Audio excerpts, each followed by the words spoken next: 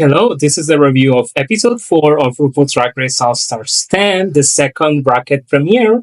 This is Pedro, and welcome to Beyond the Drag, where we dive into drag contests worldwide. So basically, we have the second bracket: Tina Burner, Kerri Colby, Nicole Paige Brooks, Mistress Isabelle Brooks, and Lydia B. Kollins. We have the same case as the premiere. There is not much to talk about the premiere other than the entrance looks, which I am going to rank and give commentary on. So my ranking system is 0 meaning worst and 5 meaning perfection. And I'm going to start with the ones who have fewer points and end with the ones who has the most. So let's move on. My sixth place is Lydia with 3.5. So this means it's not bad, honestly. I truly appreciate her aesthetic, her artistic vision. I do think for sure she needs to be polished in certain stuff, but I truly appreciate how messy she can be.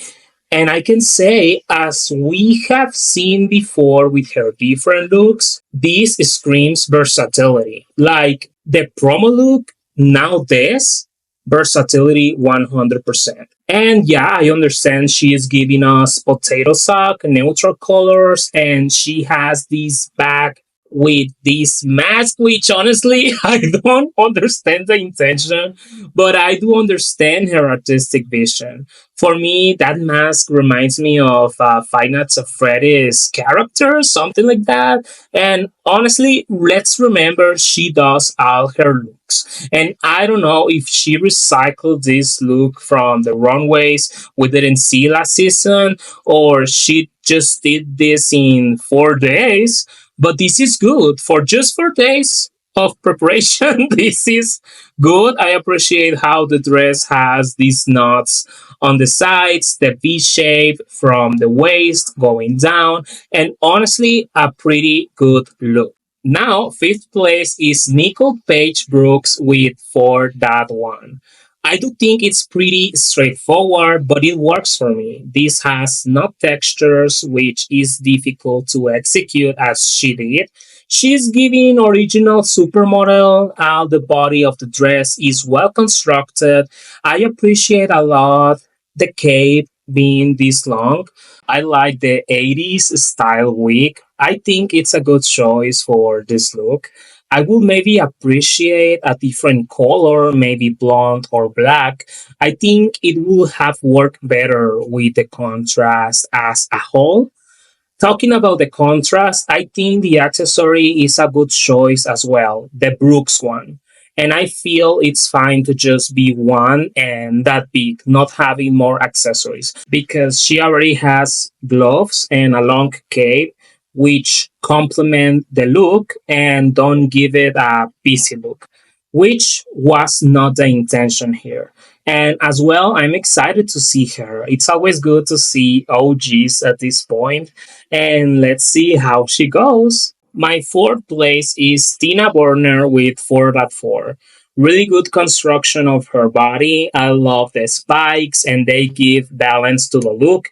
Really good cape. The earring is on point, being small, serving this balance. I think the headpiece star could look more expensive with more rhinestones.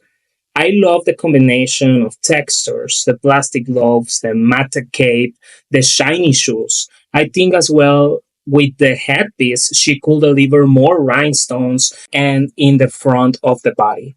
And the cut of it down could be slightly better, I think, or just cut without a trim.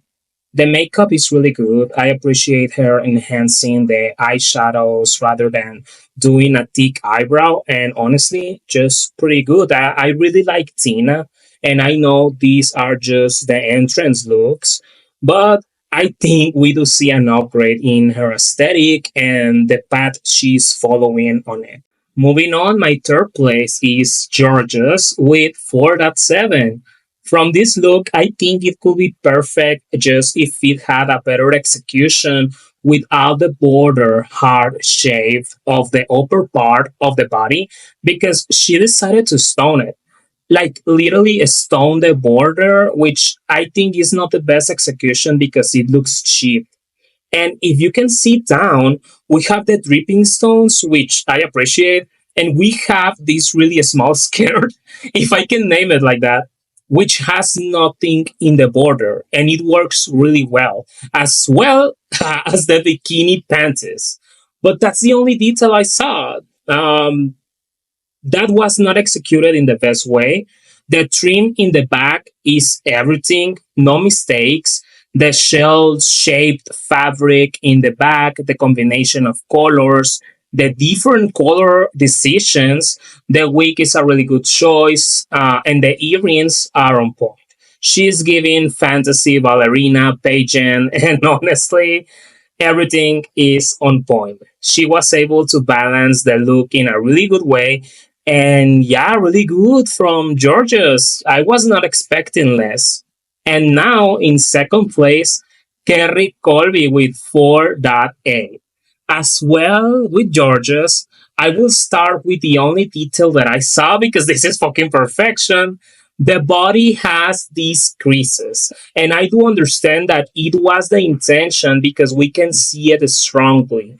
But I don't think it was the best decision for the look because it's a suit, right? And yeah, totally different and conceptual.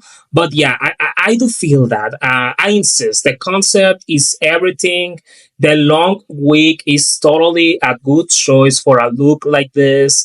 The flatter pants, the flatter sleeves, the detail of having the label with the Colby Co. Totally perfect. Everything is on point. No need for a necklace. The small earrings she has are on point. Honestly, I don't have anything else to say. Just beautiful. Really good execution with the idea and concept. And I'm starving to see more looks from her. And obviously, my number one, it's a five, Mistress Isabelle Brooks. Classic drag, divine meets pageant, night look, presence, glam. I like that she's going for a full black dress, even though she has contrast. There is more transparency in one shoulder than the other, and the breasts are cohesive with her skin.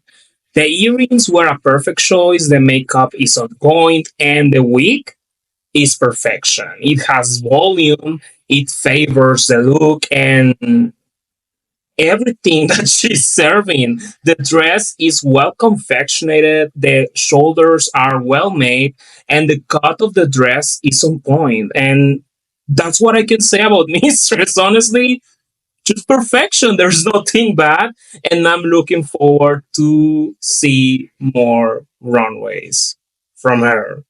Moving on, the next segment, workroom time. On the highlights, I screamed when Lydia said, "It's like I never even left." We have some edits remembering us last time Mistress saw Lydia was at the Rose season 17. And here comes something interesting. Tina doesn't even know Mistress, and she posts the famous picture on her Twitter. And while I'm recording this, I just noticed the IKEA bag Mistress was grabbing. If you are watching this on YouTube, you are watching the picture. I just thought it was funny. They kept it in the edit. And the first people who talk about the alliances in bracket one were Olivia and Deja. And here we have Jorgeous, Mistress, and Kerri, which right away I'm going to say these are the ones who I thought, because I thought after this episode results, they were for real the ones moving on, but more on that later. While they are bonding, we have Tina commenting to Lydia on how she feels about an alliance, and more on that later. The pit crew is leaving the balls, which you know already. What is this about? 8 things that they have to incorporate into the look and total random choices. That's the must see challenge, which I totally appreciate something fresh as well to see. In the highlights here, Tina asked Lydia how many outfits she did in her season. Lydia says everything. All the girls gag while Tina is praising her. And on the roof feedback, with Tina just watching the sketch she brought, I thought it was really difficult to execute. With Kerri, I was not able to understand the sketch she showed. With Nicole, she's been really confident, and I'm loving it so much. It's really good to see this. I aspire to have that confidence. She jokes with Rue hard, and when she was asked on if she knows how to sew, I screamed with Rue when she said she learned a week ago. Obviously, the edit is not favoring her. Mistress doing the TV realness and not afraid to ask on Rue what Nicole said about her. The sketch Mistress shows looks really promising. Georgia's time, and she's serving the most likable queen. Lot of laughs, and with Lydia, she has a sketch that looks really promising as well. Really good. And next, we have more edits on Tina and Lydia, with Tina saying in the confessional she likes Lydia.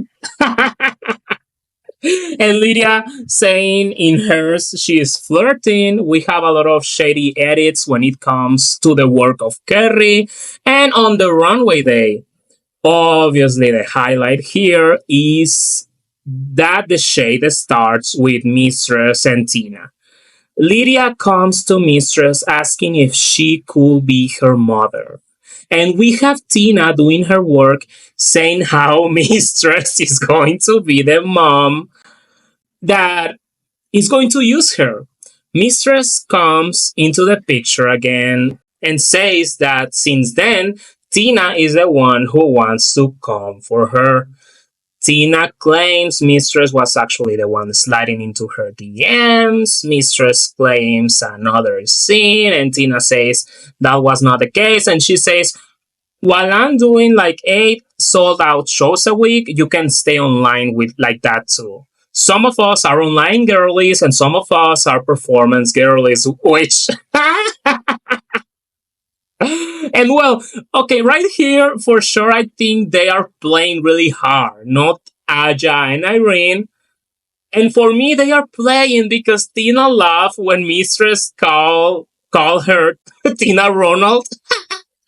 And I think the edit was over the top with their sound effects and shit. And that's it. That's it. Now, runway time. Rue comes in, and I didn't like this one. I don't know if it was a reference to a design of the invited guest, Susan Barch, but the texture is just too much. I think it's too much for how the body is made. I didn't like it. But now here we go. 8 Vol Eleganza. I'm going to start with my least favorite looks and end with the best ones for me. 0 means worse, and 5 means perfect. Sixth place goes to Nicole Paige Brooks with 2.5. I think the reason is obvious, and it is not a 1 or a 2. It is a 2.5 because the fit and the form of the bikini are really well made. She was able to do a good concept even though she didn't know how to sew. I like how she implemented the green flory fabric on her. The stars hanging out from her butt, I think, are a total miss. The stars on the bikini look seen, they were obviously just stuck there with some glue. I think the necklace she has was made with the same stuff she had, and it was well made. And yeah, honestly, that's what I can say about this look. It had a vision for sure. Nicole was intelligent in doing that bikini, but that's it. Fifth place goes to Jorgeous with 3.7. I think she wanted to go for a Versace route. The detail I see is that it is not that symmetric when it comes to the V shape and the lines. I like the trim she has in the back. It suits her well, and she was able to make it work. I think it doesn't look cheap as a whole. I like the concept she decided to go for, leaving this fabric hanging as a line just in the middle, something different. The earrings were a good choice. All the look has a lot of details that for sure could be construct better, I think. Now here comes the tea, because at first I thought Lydia and Kerri had a tie, placing fourth, third place with 4 points. But my fourth place goes to Kerri. I totally love the construction and the texture of the bikini, totally intelligent. It elevates a lot the fabric, how everything was constructed, I insist. The wig was totally well executed. We can see she used a lot of materials she needed to use for the challenge there, which I appreciate a lot. She is doing the assignment, the threads of the fabric were well made. They were implemented with a level head, and I do think it was something safe overall, but it's okay. When it comes to the details, for me, actually did some not always seen ways to work with the materials she had. I think she was really creative with the few material that she used. So yeah, and now third, second place having an actual tie, Lydia and Mistress. I decided to reevaluate the look while I'm recording this. So Lydia goes from 4 to 4.5. I'm not going to talk about the results yet, but about the look, I think it was really creative, really fun, totally 80s, camp, exaggerated, ridiculous, and the gloves were implemented in a really clever way. Just how it has these threads, the texture is cohesive with the pants she has, and the whole idea, the green fabric of the body and the purse is totally exaggerated and ridiculous as well as really clever. The body was really well constructed and honestly just really good and totally Lydia realness. I do think her aesthetic was on peak.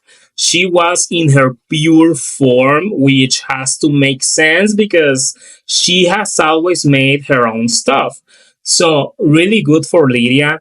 And I repeated in a tie with her, I have Mistress with 4.5. Totally divine, totally 80s, totally Mistress, really intelligent. How she elevated this look is insane. The construction of the sleeves, the corset, the mermaid cut, everything is on point for real. The only detail I see is the back. I think it doesn't look elevated, but besides that, everything is on point. Literally, there's nothing bad, and I'm speechless for real. What else can I say? And the last one, at first, Tina with a 5. Perfection without the reveal, with the reveal. Without the reveal, she has this fucking coat totally well constructed at a god level. The use of the cuff fabric in the shoulders and the wrist was the best choice. As she said, she's giving totally rich woman. The reveal was really well done, and again, the construction is just perfection. The cut of the pants is really well made. The long sleeve shirt is so well constructed for her, and how she worked with all the color palettes of the fabrics. It was pretty difficult, I think, and honestly, one of the best sewing works we have seen in Drag Race universe. Moving on to the highlights we have in the critiques. Something that was interesting to see is that the queens were asked about the pieces of fabric they used, if it was those 8, and I thought it was going to be like an actual checklist or something, but either way, Now, I think that if we put this into the equation of who did better and who did not, I think it's obvious and clear that the ones who did the most and with the best execution were Tina and Lydia. I think the judges needed to remark or highlight more that while they were delivering later. And the results, obviously, Tina and Lydia, the top two, which for me makes total sense for the thing I just said. They were the ones who used more fabric, and it totally makes sense. They are the top two. So I'm just very happy and very intrigued by what is going to happen on this fucking bracket. Lydia is the front runner right now. The next challenge is Rab. Like, who is winning next week? I do feel this bracket is really close, but now we have we have the lip sync, and it was pretty good. I was rooting for Tina because I really wanted to see her win, but also I'm happy for Lydia. We know Lydia is that lip sync assassin, and yeah, she won. Lydia won, obviously, and well deserved. And again, my thoughts on this episode, well, I think was a really good episode, for sure unexpected. And I don't know, but what do you think? Is this bracket format really, really working? I think from now I won't mind seeing this format again next season because I think for real we are being able to see more of the talent of the queens, and I'm very into it.